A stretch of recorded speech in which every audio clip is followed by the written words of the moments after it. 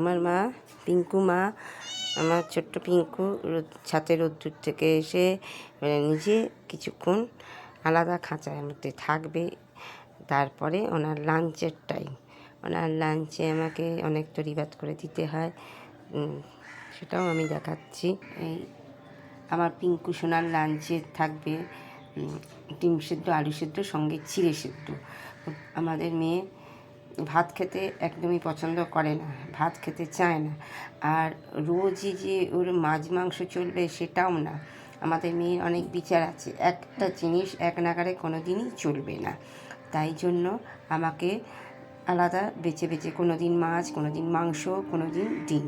তো ডিমটা একটু বেশি পছন্দ করে না, ওই জন্যে আমাকে প্রায় মাছ মাংসর বদলে আমাকে ডিম সেদ্ধ, আলু সেদ্ধ দিয়ে চিড়ের সাথে, যেহেতু ভাত খায় না তার পরিবর্তে আমাকে চিড়ে সেদ্ধ করতে হয়। চিড়ে সেদ্ধর সাথে মেখে দিলে ও খুব তৃপ্তি করে আনন্দ করে খায়। কারণ ওকে আমরা ছোটোর থেকে ক্যাট ফুডের অভ্যেস করিনি, কারণ দু একবার ক্যাট ফুড দিয়ে দেখেছি ও বাড়ির খাবার পছন্দ করতে চায় না, যার ফলে কি ছোটোর থেকেই আমি ওর অভ্যেসটাকে ঠিকঠাক করে ফেলেছি। কারণ বড় হয়ে গেলে অভ্যেসটা চেঞ্জ করা যাবে না, যার ফলে আমরা ঘরে যা খাই আমাদের সাথে ওকেও আমরা সেইটাই শেয়ার করে দিই, যাতে আমাদের সাথে সাথে ও সব খাবারগুলোই খেতে। তবে তার মধ্যেও কিছুটা বেঁচে আমরা মনুষ্যরা যা খাবো ওদেরকে তো তার মধ্যেও বেঁচে দিতে হয়, সেইভাবেই আমরা করে থাকি।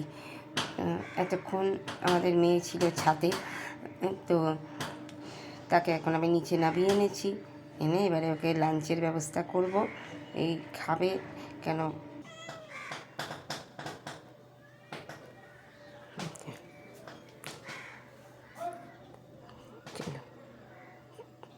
চলো তোমাকে আমি আবার তোমাকে তোমার জায়গায় পাঠিয়ে দিচ্ছি, তুমি এখন সেখানে থাকবে। এই খাঁচাটাই হচ্ছে ওর নির্দিষ্ট থাকার জায়গা, এখানে আমাকে আলাদাভাবে খাবারের ব্যবস্থা করতে হয়। যদি খাচ্ছে আমাদের মেয়ে, তার লাঞ্চ ডিম আলু চিড়ে একসাথে মেখে সে খাচ্ছে। এই সময় ওর খুব জোর খিদে পেয়ে যায়, তো তাকে আমার এই ছোটোবেলার থেকেই খাঁচায় রাখার কারণ ওর অনেকবার অনেক রকমের বিপদে গেছে। একবার খুব ছোটো ছিল তখন ছাদের উপর থেকে পড়ে গেছে, অতি কষ্টে ওকে আমি বাঁচিয়ে রেখেছি। আবার এক সময় খুব অসুস্থ হয়ে পড়ে, হঠাৎ ওর গ্যাস হয়ে অ্যাসিড হয়ে যায়, তাকে অনেক ওষুধ দিয়ে তাকে ভালো করে সুস্থ করে। এই জন্যে আমি যদি সামলাতে না পারি, সেই কারণে আমাকে ওকে এইভাবে সাবধানভাবে রাখতে হয়। তার জন্যে ওর এই খাঁচার ব্যবস্থা। এটা হচ্ছে ওর পাকাপাকি পার্মানেন্ট বড় খাঁচা, আর এটা হচ্ছে ওর ছোটো খাঁচা। এই খাঁচাটা আগে ছোট্টবেলায় ওকে ঘরে করে রাখতাম, যাতে কোথাও বেরিয়ে না যায়, এদিক ওদিক লাফালাফি না করে, ওকে যাতে মোট কথা যাতে ওর কোনো ক্ষতি না হয়, যার জন্যই আমাকে এইভাবে রাখতে হয়। আর এটা হচ্ছে ওর সবসময় পাকাপাকিভাবে ওর বড় খাঁচা, এই খাঁচার মধ্যেই ও সবসময় থাকে। ওর হিসু পটি ওইখানেই করে, কারণ আমি আলাদা ভরসা পাই না ওকে বের করা। যদি কোনো বেড়াল এসে ওর সাথে মারপিট করে, ওর যাতে কোনো ক্ষতি না হয়, আমাকে সেইভাবেই থাকতে হয়। এসে এরপরে ওর বাবু রাত্রিবেলা প্রত্যেক দিন ওর খাঁচাটাকে পরিষ্কার করে দেয়। এইভাবেই আমাদের কাছে বড় হয়ে গেল, খুব ছোট্টবেলার থেকেও আমাদের কাছে আছে, জন্মানোর পর থেকেই ও বলতে গেলে আমাদের কাছে আছে।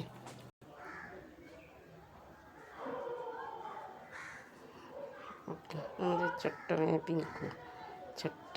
পিঙ্কু আমাদের পিঙ্কুর লাঞ্চ কমপ্লিট। এখন ও চুপচাপ বসে থাকবে, কতক্ষণে ওর দাদা আসবে, ওর দাদা এসে ওকে আবার ঘরে নিয়ে যাবে।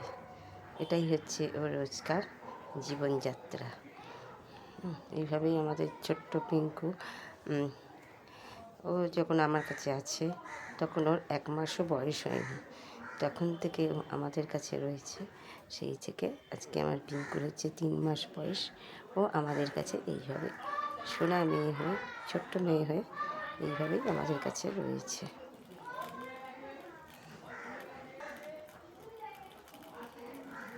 আবার একটু খাবার বাকি হয়েছে, পুরো বাটিটা ও পরিষ্কার করে খাবে। আমাদের মেয়ে খুব লক্ষ্মী, একটু খাবার নষ্ট করে না। আগে প্রথম প্রথম আমি বুঝতে পারতাম না, তখন একটু একটু নষ্ট হতো খাবার, কিন্তু এখন আমার ধাতস্থ হয়ে গেছি।